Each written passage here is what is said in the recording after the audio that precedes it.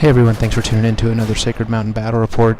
This is Battle Report number 10 for me in almost as many years. I apologize for the long delay between battle reports, but I hope you guys enjoy this one. This is between GreyKnights, my buddy Warren's GreyKnights, and my Orks that I kind of would like to take to the LVO, Orks and Tau actually. And I even included a Void Shield generator to see if I could protect my fire-based cadre. Okay, welcome to another it was a fun game. I hope you guys enjoy it. It'll be quick, and looking forward to doing some more with some more camera It's going to angles. be Tau with Orks versus GreyKnights. I'm going to go over the Tau and Orks list real quick.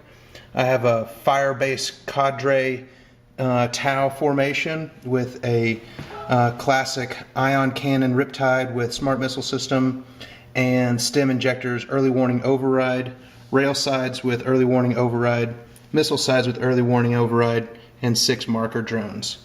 For my WOG Gazgul detachment, I have Zard Snark on a war bike, and troop choices: one larger war bike mob led by a knob with a power claw, a smaller troop choice war bike mob led with a knob with a big choppa, 2 units of 7 tank busters, all in gun wagons, the Forge World gun wagons, although battle wagons will be subbing for those today. Then, as a combined arms detachment, I have 2 units of Gretchen for troops, and then a Pain Boy on a bike, along with a proxied Void Shield generator surrounded by 4+ cover Ork barricades. Now for the GreyKnights list. So today we have 1850 list of GreyKnights. We have a Land Raider Crusader that's going to contain 1 Librarian with upgrades including Psyker Master level 3. And I have 5-man Terminator squad with 1 man with a Psy Cannon. And you have 2 other 6-man squads of Terminators. 1 with the Psy Cannons will be in the green. Then we have 2 Dread Knights. One does have a Demon Hammer that will be proxied, and they both have heavy Psy Cannons. And last but not least, we do have a Storm Raven that has been upgraded to have the Storm Bolters, the Las Cannon, and the Multi-Melta. All right, we'll see you back after deployment, and each of us will comment on our cards and our plans for the game.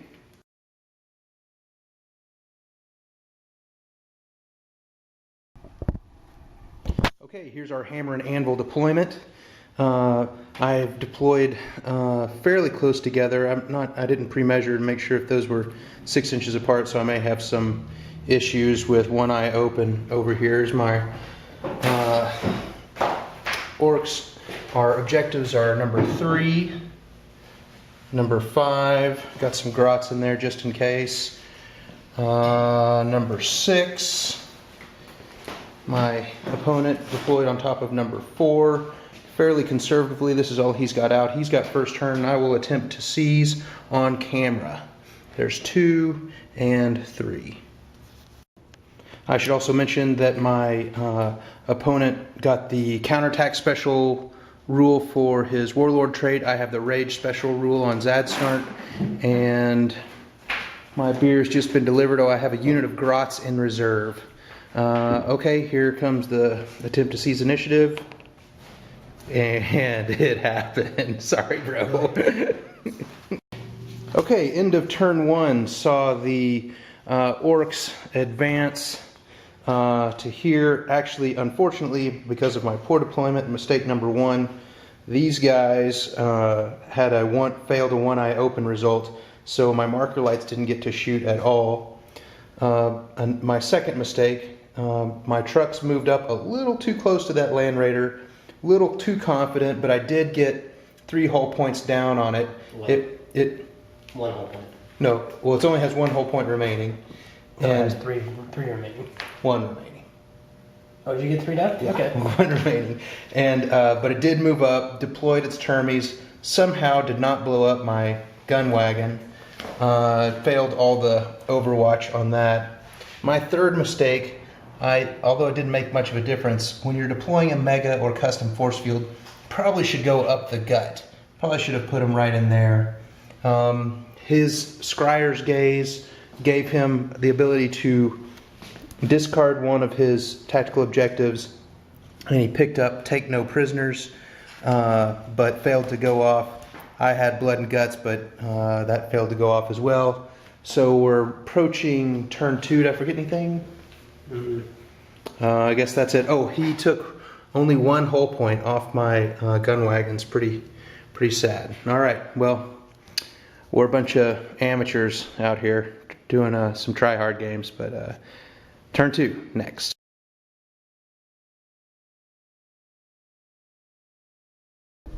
Okay, so the end of turn 2 saw the Tau Firebase cadre firing into and ultimately killing, wrecking, I should say, the Land Raider, and ended up pretty much leaving his Warlord all by himself to further Tau killing after it got marked.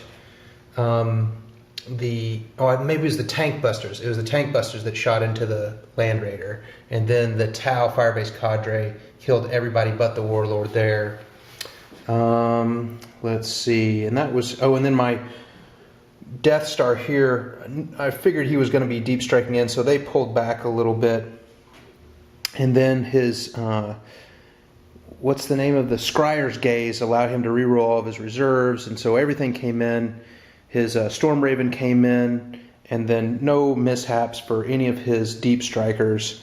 That was still. Yeah, this one wasn't a mishap. That didn't mishap, but it went a little further than what he wanted to. These guys all came in, and my gun wagon got wrecked. The boys piled out in emergency disembarkation. Did not get pinned, but did lose one to shooting a little later, I think from a different squad. This squad shot into here. They're within 12 inches of the void shield, so they did not get in at their little armor 12 save. Now the problem, my big mistake this time, is that this crew is within 12 inches of the void shield and ended up losing 3 before I realized that I should have been taking the void shield saves, and I got a wound on my Warlord. So note to self, measure the void shield. These guys ended up retreating due to shooting from my own broadside. So this is a question for you, make the call. My broadside shot an ordnance into these guys, scattered into the Orks that were under here. Do I have to declare jink before I shoot myself? So that's a good question. Not that it mattered, they got a 4-up save anyway. They failed their leadership after shooting, and then regained it during his turn. Is that pretty much a good recap? Anything else that I forgot? Oh, I got first blood. I got Here. my objective. He got 1 point for his objective. So now it's tied 1-1. All right, turn 3 coming up next, but I think we may have to make a beer run.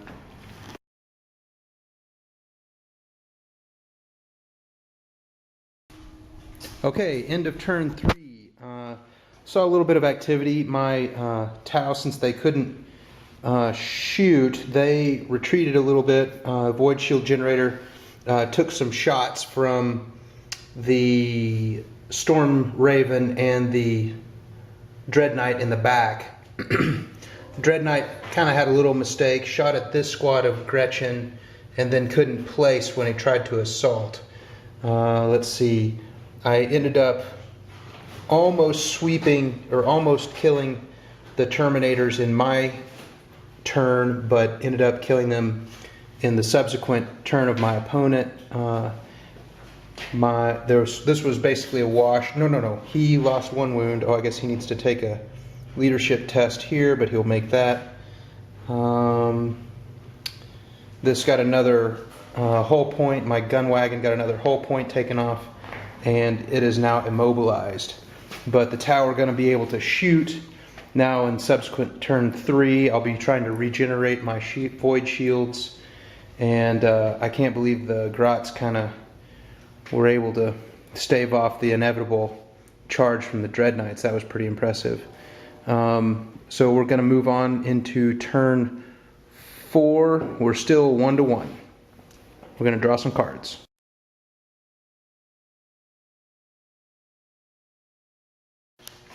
Okay, we're going into turn 5. It's now 1, 2, 3, 4, 5, 6, 7. 7 to 3. Orks favor. So I was able to shoot into, let's see, I think I slayed his warlord last round. I was able to make this thing not jink and put a wound on it, killed one heavy bolter.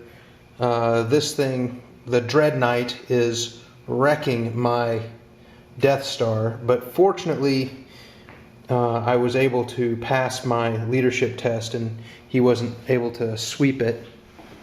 I was able to regenerate one of my void shields. These guys ended up killing the warlord with a high volume of shots. Every single tank buster shot into the warlord and missed everything. This thing was the gun wagon was finally wrecked by the, I think, the las cannon fire from the Dreadnought and las cannon fire from the Storm Raven. So we are going into turn 5. Orks are looking good.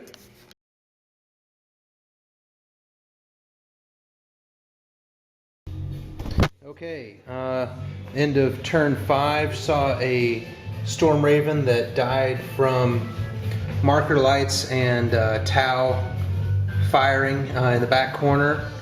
The Terminators failed their charge to get into the tank boys, the tank bustas.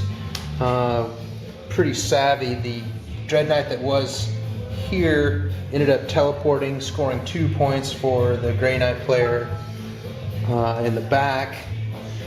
I ended up getting Ascendancy, controlling 1, 2, 3, and 2 points. Plus I got Objective 1. He got Slay the Warlord this turn by sweeping my Death Star completely off the map. And right now it is 7 to 11. 7 points to 11 points. We're going to see if the game ends. You want to roll it? We'll end on a 3-up. Yep. Game ends. Good game. Here's the handshake. Ork victory. It's amazing. All right. Well, hey, thanks. And we'll get back with maybe a tactical recap. Okay, we're going to go a little bit over tactics, things that we did right and wrong. A couple things that I think the Orks could improve on. We could have bubble wrapped the Tau a little bit better. And this deployment with deep strikers coming in, I just got lucky that he didn't deep strike in this giant area that was completely uncovered at the beginning of the game. He was just a little, I think he was a little scared of mishapping. But that would have really totally destroyed the Tau. I'm not really happy with early warning override. I thought that that was going to be better, but it was pretty, it's a lot of points for the, because I kind of list tailored this to a buddy of ours that plays deep striking Eldar and Dark Eldar. And I thought that that was going to be better than it was, but it wasn't as good as what I'd hoped. I think my list is pretty well optimized. I was surprised at how good the gun wagons did. They are definitely worth their points. They survived for a long period of time. And I will say I like deploying the missile sides a little advanced with the 6 marker drones, even though sometimes they can't shoot at what I would like for them to shoot at. Having the markers buff the rail sides and the Riptide is pretty nice. Void shields are the bomb. It would be better if I would have remembered that first turn. And my opponent's, I guess he has some points that he'd like to talk about too, maybe. I'd like to remove the Dreadnought. The Dreadnought just hasn't done too much. He was talking about how his trucks lasted a little bit longer than they should have. I had some miscues on the one last cannon, just didn't have good rolls. So it wasn't doing much to begin with. It was long. And on top of that, it can't hit the backfield. especially going through a strength 12 shield. With the GreyKnights, it worked out really well. It was able to get rid of his Death Star very efficiently, especially once Force was manifested.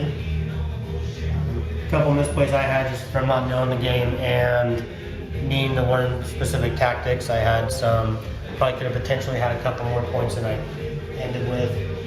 Other than that, it went well and just need to practice. Yeah, I think the whole challenging the GreyKnight with the Force is pretty. I just didn't know. We were kind of just trying to decide which would be better for who to accept or decline a challenge just to delay him. But so many of those Force wounds boiling over into my Death Star was pretty terrifying. I think he needs another GreyKnight. I think he needs 3 GreyKnights, lose a Dreadnought. And of course the Land Raider is always a giant target at the beginning of the game when I play Warren, and it's so it never really lasts very long if I can help it. I'm not sure how well his Storm Raven performed either. I think his list could probably use some trimming and some revamping. Definitely another GreyKnight, and I think taking more full advantage of his psychic dice is a must, because he can just completely dominate the psychic phase, which he's not really doing at this point. Oh, also putting silencer. Huh? I have fan divination. Yeah, divination. Yeah, he likes divination quite a bit. And using the silencer on the GreyKnights, giving a insta-death weapon that shoots like 12 or 6 times is pretty awesome. Okay, well, I guess that's it. Hey, thanks for tuning in to another Sacred Mountain Battle Report. We're kind of unpracticed. It's been quite a while for us up here in the state of Jefferson since we played last, but thanks for tuning in. Hopefully we'll see you at the LVO in 2016.